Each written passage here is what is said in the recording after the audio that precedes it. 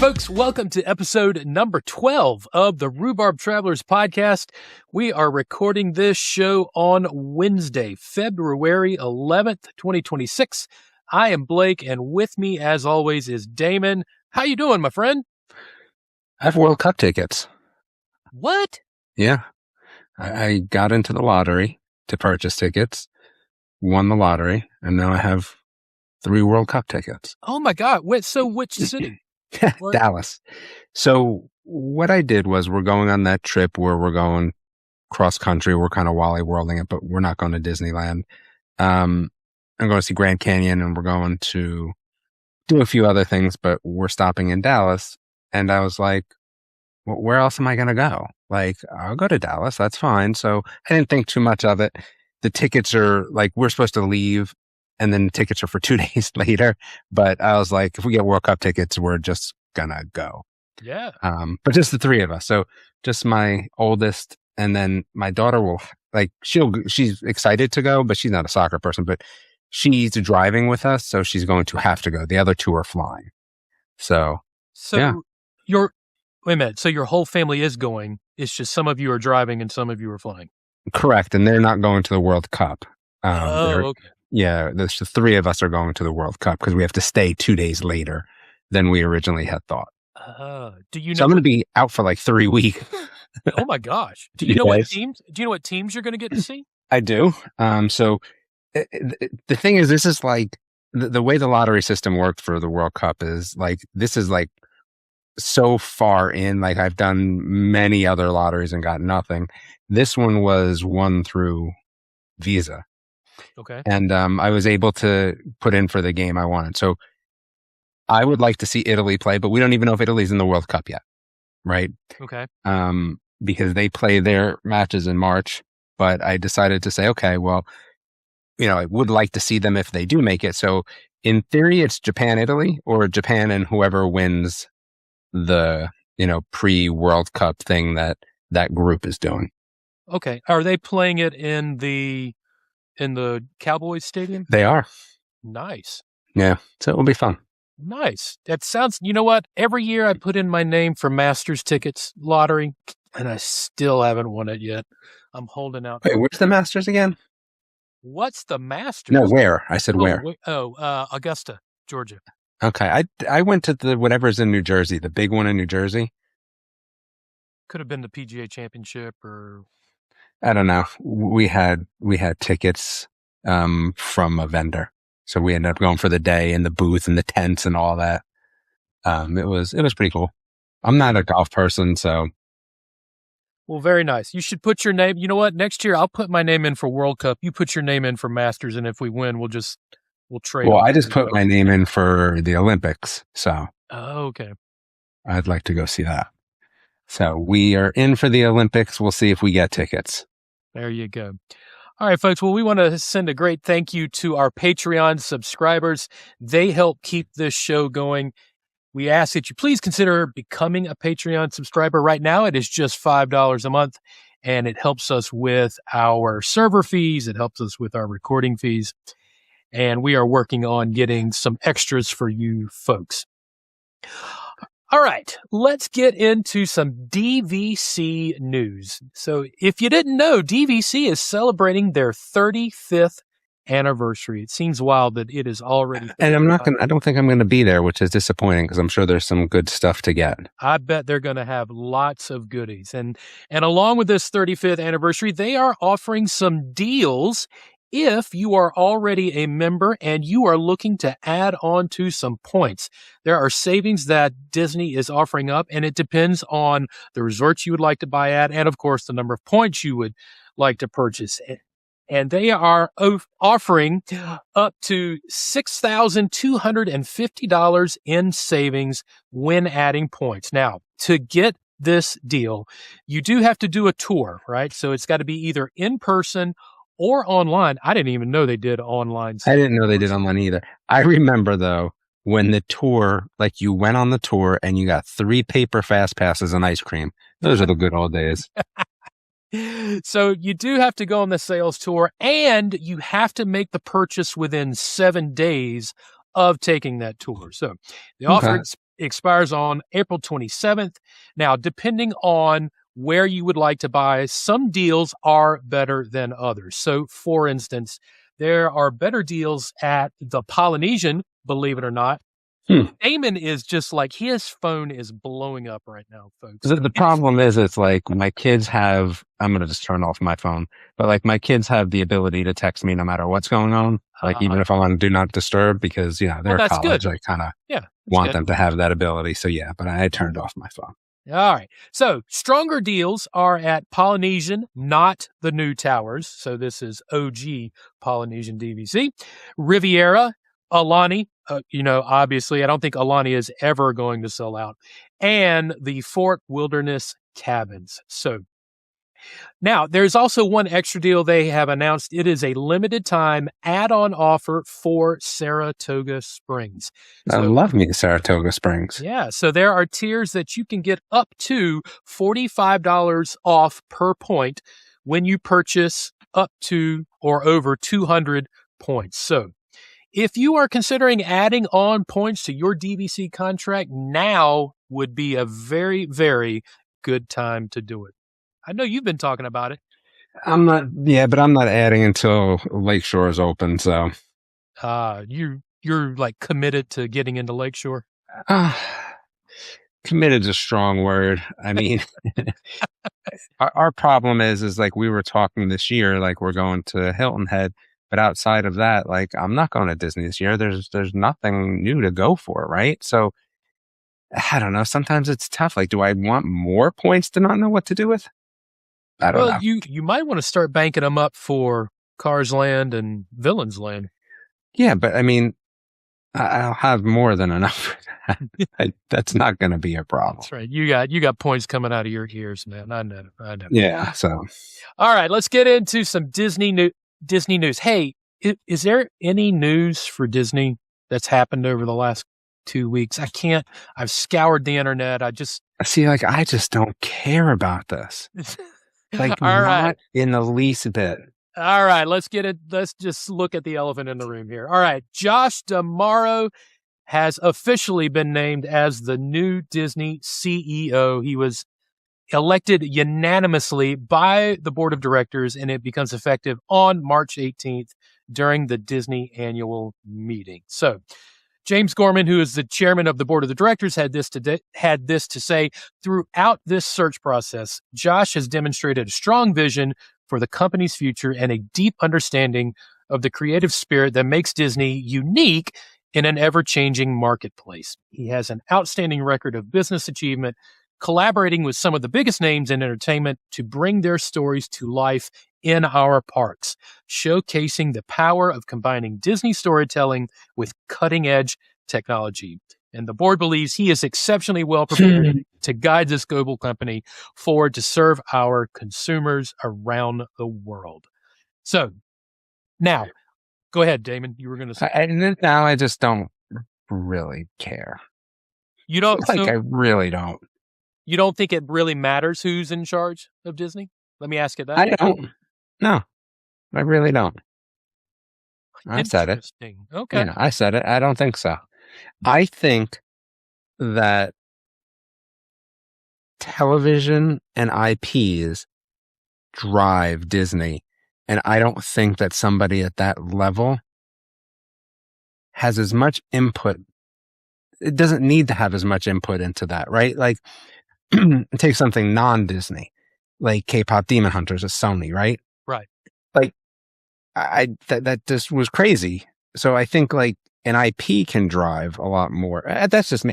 I don't care about politics of parks. It's just not my thing. Right. Well, now it's interesting that you talk about television and IP because along with the announcement of Josh D'Amaro, Dana Walden, who many consider to be the number 2 candidate for the CEO job, was also named president and chief creative officer, and she will be in charge of the entertainment, media, news, and content business. And that's a totally, like, to me, that's more exciting. Right? Like, that's more exciting to me than I would say the other one. Right. But. And it's important to note that this is not a co-CEO situation. So Dana Walden will report to tomorrow. And you need to think about this more along the lines of the Michael Eisner, Frank Wells partnership, where Eisner was the CEO, Frank Wells was the chief operating officer, and they worked pretty well together. Now, along those lines, Damaro, his strengths are in the parks, the experiences, while Walden is experienced in the media, the entertainment. So those two will be able to complement each other.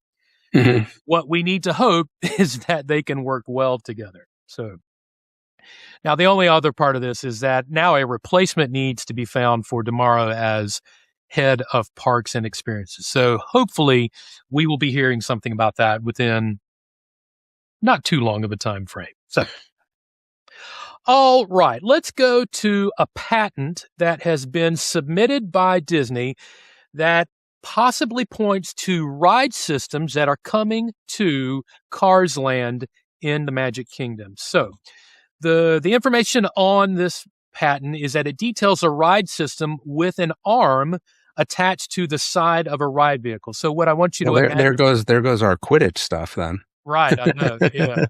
So imagine if you want to imagine this, think about right now, just think of how like Dumbo the ride, you have your Dumbo vehicle and you have that arm attached to the side of it. So imagine the car, imagine the arm, but you're not attached to a center spike. This arm is just going to be, attached to the ground. And this arm, not only will it be able to go up and down, but that arm will be able to go in and out. So it will give you 4 directions of movement instead of just an up and down. Yeah, I think that we talked about this over at the Spikecast a bit, that this is like for off-roading sort of stuff, which would be interesting. Which is going to tie in to a ride that will probably come to Piston Peak. It will make sense as far as Cars Land and the area that those characters live in. So, and Disney has promised an off-road type experience that this ride system seems tailored to provide. So really interesting. And by the way, if you are a Patreon subscriber, we have inserted a picture of the patent into our show notes. So yet another reason to become a Patreon subscriber. You get all these extra goodies. All right, let's move on to Epcot and Frozen Ever After. So Frozen Ever After has been in a refurb, but it opens today, the day this podcast episode drops, February 12th. And as part of this refurb, we're going to have our updated animatronics for Anna and Elsa. It has the improved facial animations for from the previous project, so we won't have that. I won't say it's backlit, but it's more of a projection facial. Yeah. Now we're going to have better animations. It's going to be mimicking what they have over in Disneyland Hong Kong. So that's good. Yeah, I'm excited for this to be able to go see. I mean, it doesn't make me want to run and get on Frozen, but like when I do get on Frozen, like it will be good. Again, like refurbs are always good, but right, I've been on it. Like this is not dramatically improving my experience, but I think it's great as I move forward. Right. All right. This is the big one. Yeah. So if Lightning Lane Premier Pass. So first off, let's talk about what Lightning Lane Premier Pass is. It is Lightning Lane Extreme, where you can purchase one Lightning Lane for every ride in a park that has Lightning Lane capabilities.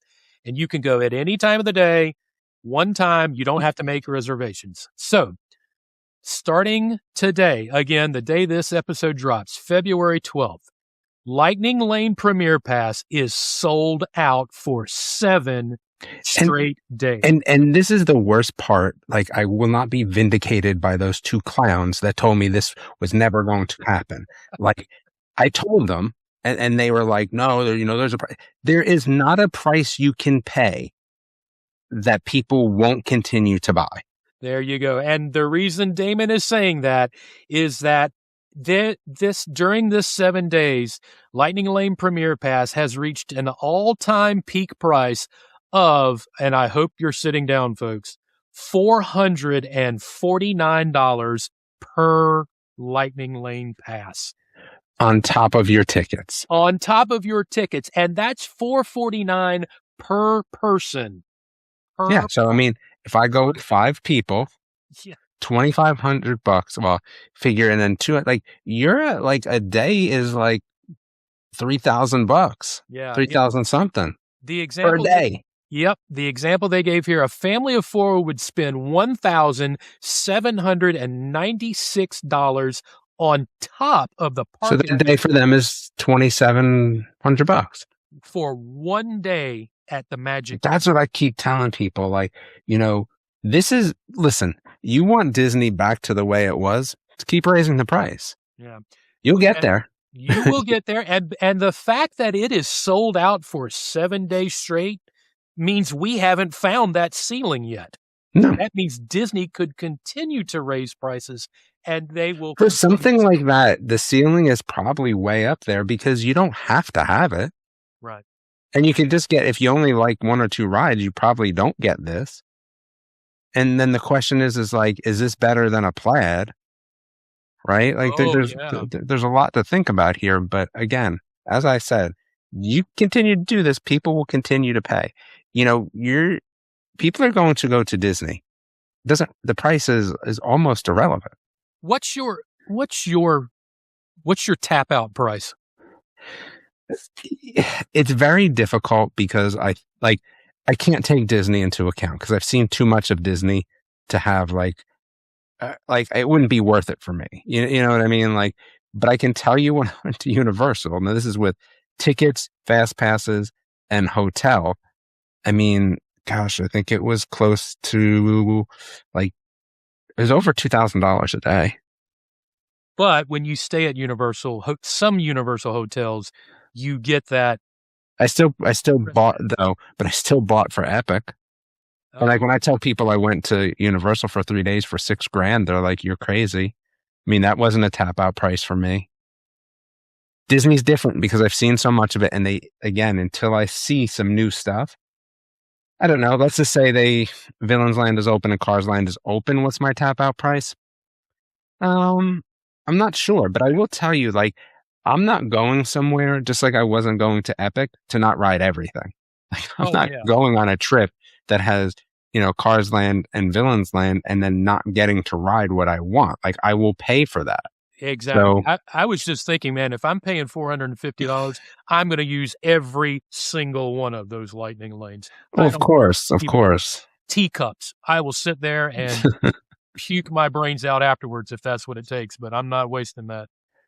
Yeah. I mean, it's an interesting concept. Like I said, I mean, I'm more of the higher you raise the price, it also creates this thing maybe this is just me not thinking about this correctly, but if I'm paying that much money, am I causing problems at Disney? I mean, on one hand, you would say that people are going to argue, well, I paid all this money, so I'm going to make, kind of a badger of myself there. But I think the flip is kind of more appropriate. If I paid all this money, I'm not trying to get kicked out. I mean, some people are just inherently a pain. So but in general, I think the raising of prices, you have this investment now. So do you act better because you have that? I mean, I would like to think so. I don't think that's the case. But you know what? I say that, and then I look at the cruise industry. And the higher up you go pricing for cruising, the less nonsense you have. That's true. So. That's true. Very true. All right, folks, we are getting ready to talk about a whole slew of construction permits that Disney has filed. But before we do that, we are going to listen to this word from our sponsor. Folks, are you looking for help planning your next vacation? Then look no further than our sponsor, Don'tResistTheTravel.com. Don'tResistTheTravel.com is there to help you regardless of what type of travel you're looking for. Want a family getaway to Walt Disney World or Universal Orlando? They've got you covered. They can plan your entire trip to ensure your days are filled with excitement and that you don't wander around going, what should we do next? It's already planned for you. What about if you're wanting a romantic getaway with that special someone? They've got you covered. Personalized travel that blends glamour and comfort with dining and spa treatment reservations and anything else designed to provide a pampered, luxurious trip. Wanting to get on a boat and take a cruise? they've got you covered. As partners with Disney Cruise Line and Royal Caribbean, they can handle every aspect of the process down to room selection and suggesting the best excursions to take so you get the most from port to port. So don't wait. Head on over to don'tresistthetravel.com and get the folks there to start helping you create that unforgettable vacation. And don't forget to let them know the guys at Rhubarb Travelers Podcast sent you. That's don'tresistthetravel.com. And we're back. All right, let's go look at some permits that have been filed by Disney for various parks within the system. So first off, in Magic Kingdom, permits have been filed for more construction related to attractions and show buildings in connection with Cars Land and Villains Land over at Magic Kingdom. So we have got pictures of the layout in our show notes, and it shows buildings for both Piston Peak and Villains Land. And they are some pretty big buildings. I like that. Yeah. Yeah. And you can tell, even though there's not a lot of detail, you can see where like there's going to be a mountain for Piston Peak, right? Everything's going to be centered around that thing. You can kind of see a ride layout. You can see where there's probably going to be a show building. And then if you go north, where it's going to be behind Haunted Mansion, you see a gigantic building back there. I'm hoping, I can't tell if that's going to be a ride or it could be like a show building. Yeah. What if there was no shows at all? Oh, I think. And it was just rides. Wouldn't that be nice? It would be nice a little bit. I think you can't get away from having a show just because. No, because they eat up people for sure. Yeah, it's a people eater, and people love seeing the villains for some reason. All right, let's head over and talk about Muppets taking over the Rock and Roller Coaster. So, we're still talking about this though? I mean, it's new work. So electrical work permits have been filed by Solotech. This is a company that has worked on Test Track 3.0. Let me know when it's open.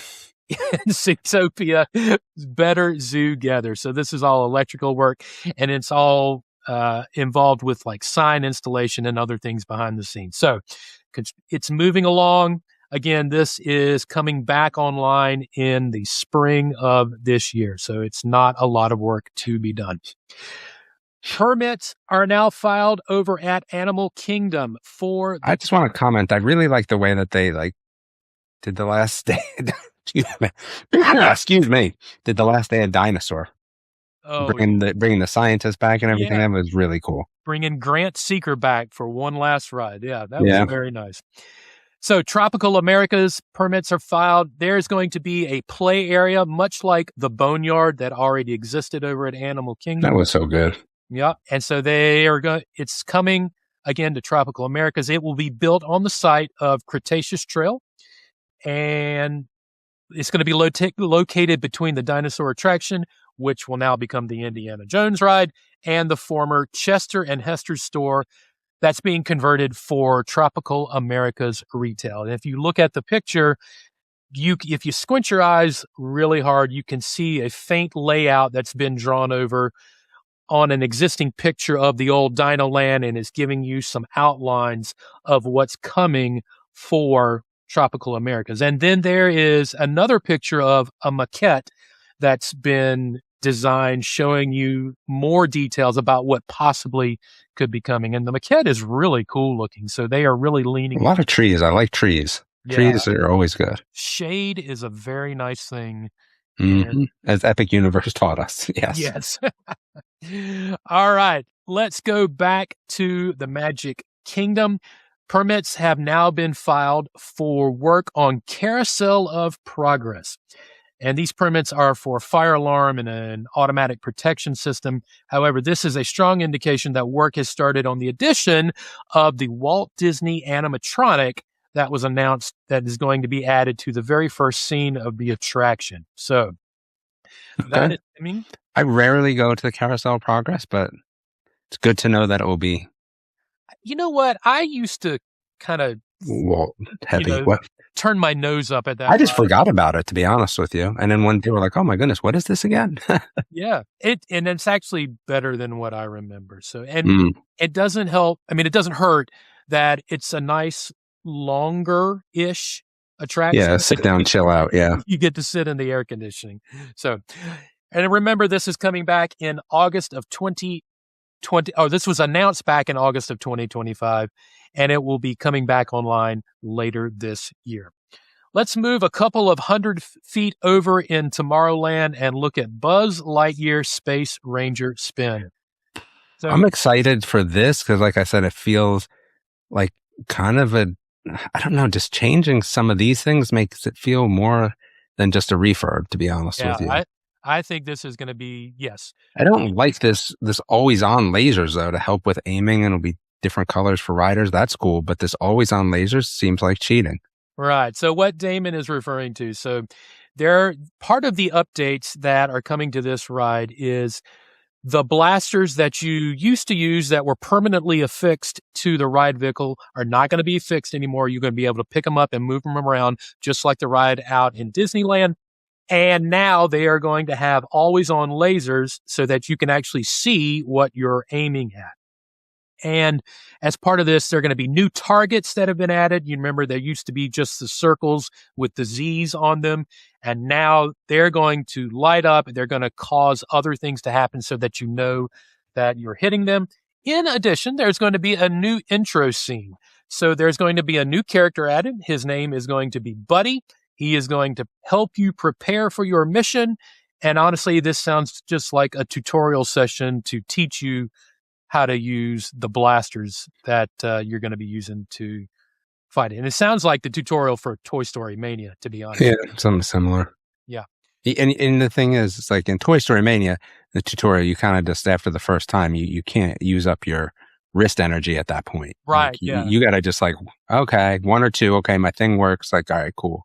Like Yep. you can't really do that. You'd be beat on once you started to have to do the mine cart. Like you would be lost because you'd be too tired. That's right.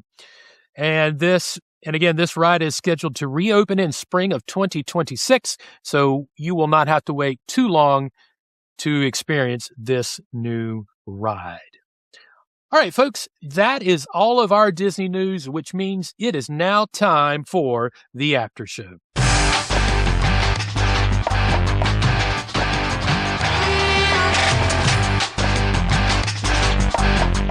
All right, after show time. And our one and only after show news bit is Royal Caribbean. It has announced its first Discovery class ship, and it will debut in 2029. Damon, you are our cruise expert on the show. It's interesting. It was bigger. And from what I understand, the Discovery class is not going to be that big. Right, as big as some of, Star of the Seas, Icon Seas, or even the upcoming Legend of the Seas. And it's going to have cutting edge technology. It's very difficult to continue to support cutting edge technology after a few years. So I'm wondering how they'll continue to keep that up to date. Right. But it will be some immersive experiences. Listen, cruise ship is the perfect place for this. There's all these spots that exist on cruise ships where you really can have an immersive experience. Exactly. And I think this makes a lot of sense. One of the things we were, kind of talking about in the house is,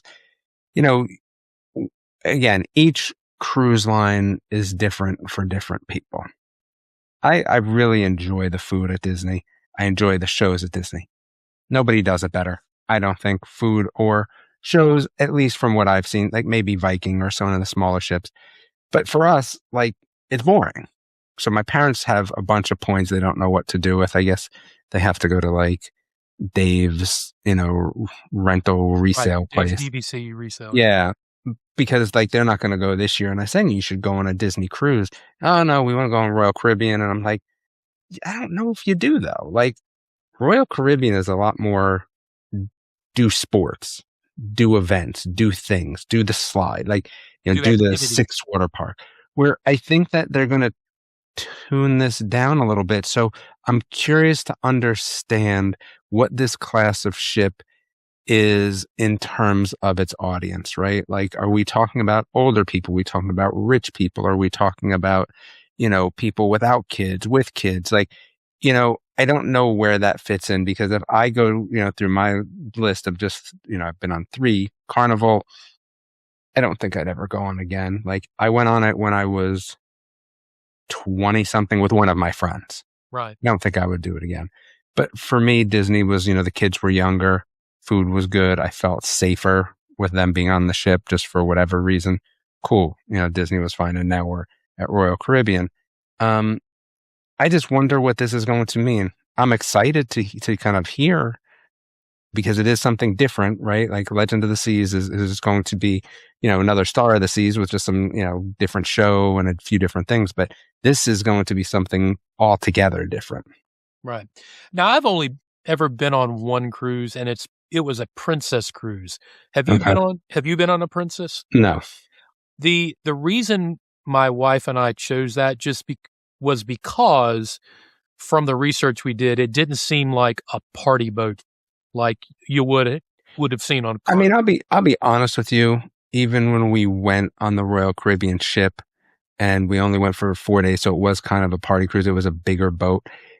Again, when we talk about this differentiation of just how much things cost, it was a party boat, but less of a party boat than some of the cheaper cruises.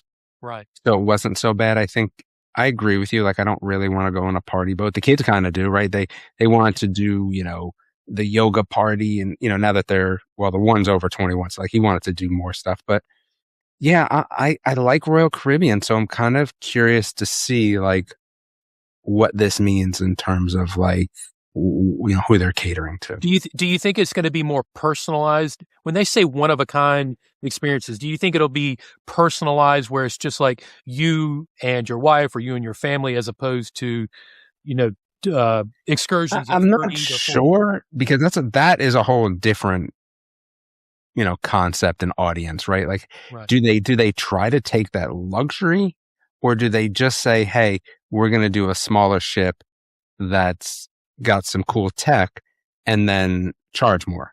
Which I get it, right? Like, I don't mind the charge more, but like, or are they going to go and try to attack the luxury end of it? I'm not sure yet. And that's what I'm curious to kind of see, is like what they mean, cutting edge technology. There's not luxury listed in that little blurb. And to me, again, I think that if you were going that route, it would have been in the blurb. So right. Yeah. I think it's going to be interesting. But again, technology, like my, most hated ride at Disney is, Flight of the Avatar, or whatever that thing's called. Like, I won't ever go on that again. It looks like a video game from the 90s. Like, I don't need to go on that again. Like, and that's the thing. When you build something that's very expensive, that you build on, cutting edge technology, you kind of stuck. Right. Let me ask you, are you going to consider going on the new mega ship that Disney's got, the Disney Adventure? Maybe. Like, we were kind of talking about this, like I said, with our points. Like, we would do it with our points if we were to do it. Right.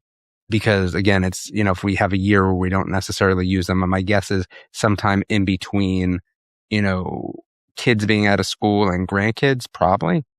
Right. We'll do something along those lines, just the two of us, because then we could use our points to do it. I mean, it's tough to use points when you're bringing 5 people. We did it, but it was a lot of points. Right. Yeah, I mean, maybe, especially if it's just us and it's more like, oh, I could just like kind of relax. Again, the kids are not like that. The kids were, they're like I was when I was that age. Like, I don't want to sit around and, I want to do stuff. And they really enjoy the aspect of that at Royal Caribbean. Royal Caribbean, there's so much to do every hour that like you can't do everything you want. Right. And it's kind of a good thing.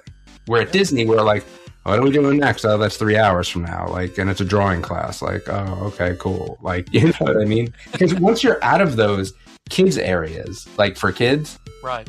What are you doing? Yeah, exactly. All right. Well, folks, that is going to wrap it up for us this episode. We'd like to thank our sponsor, Don'tResistTheTravel.com. If you are looking to head down to Florida, let them help you. If you want to get on a cruise and go experience all these things that Damon and I have been talking about, contact the folks at don'tresistthetravel.com and let them help you plan all of this out for your next getaway. Please listen to us on all of your podcast streamers and rate us. Go to Apple Podcast or go to Spotify and leave us a 5-star rating and leave us a review. It will help out with the algorithm in getting our show out. Just put it on your auto downloads. Like, that's what we're asking. Do that for us. Yes, and just wherever that button is that says download this show automatically, please go click that. That helps us out tremendously. If you have a question for us or if you want to submit a trip report, you can send that to our email, rhubarbtravelerspodcast@gmail.com. We are always welcoming of trip reports and questions. And again, if you would please consider becoming a Patreon subscriber, it is only $5 a month. It helps out quite a bit. Head on over to patreon.com and do a search for Rhubarb Travelers, and we will pop up there. Look for us on the socials. You might see a lot of pie recipes too, though. Just yeah, let you know. Yeah, we'll see a lot of pie recipes. So. And then we are on the socials, so go to Instagram, go to TikTok, on YouTube, and then on Facebook. Please go follow us on there. We want to add on followers as much as possible. So, with all that being said, Damon, I will see you next time, my friend. Sounds good. Folks, the Rhubarb Travelers podcast is for entertainment purposes only. We are not employed by the Walt Disney Company or NBC Universal, the parent company of Universal Studios. And as such, all opinions expressed on the show are exclusively our own. Please consult a DVC or Disney cast member or Universal team member for more information about anything we might have talked about today.